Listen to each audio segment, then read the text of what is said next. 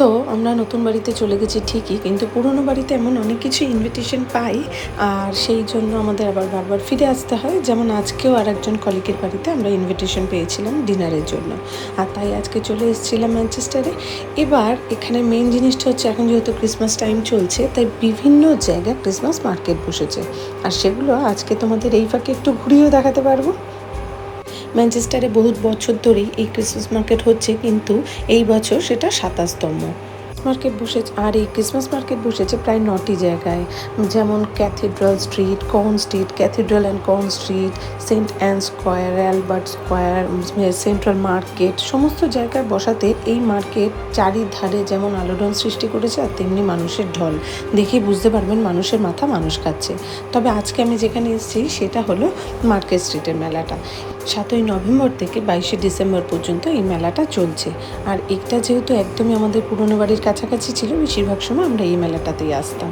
শুধু এই মেলাটাই নয়, এর পাশেও যেটা রয়েছে সেটা ক্যাথিড্রাল স্ট্রিটের মেলা রয়েছে। প্রায় একই রকম দেখতে, আপনারা হয়তো হঠাৎ করে বুঝতে পারবেন না যে দুটো আলাদা, বাট এখানে বিভিন্ন রকম দোকান দেখতেই পাচ্ছেন। উডেন শপ থেকে শুরু করে আন্ডেলের চারিপাশে বিভিন্ন রকম মেলায় ছেয়ে গেছে।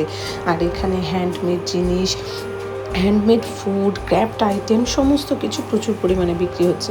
বিদেশি মদ আপনারা জানেন, এখানে বিদেশে এলে যেটা লোকে বেশিরভাগ এনজয় করে সেটা, তাই বিভিন্ন সাইডে এগুলো ভরে গেছে। তাছাড়া বিভিন্ন রকম ক্যান্ডি, বিদেশি যে সমস্ত ক্যান্ডি থাকে সেই সমস্ত চারিপাশে ভরে গেছে, এবং লোকে সেগুলো কেনার জন্য স্পেশালি বাচ্চারা হুড়মুড়িয়ে পড়ে।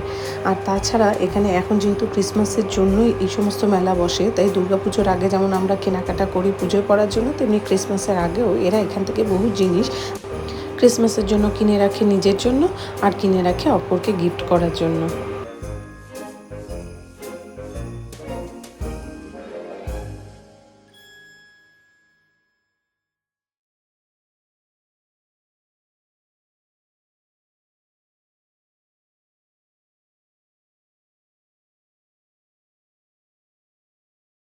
তবে আমরা সেরকম কিছু কিনতে পারিনি, যেহেতু আমাদের ডিনারে ইনভিটেশন ছিল।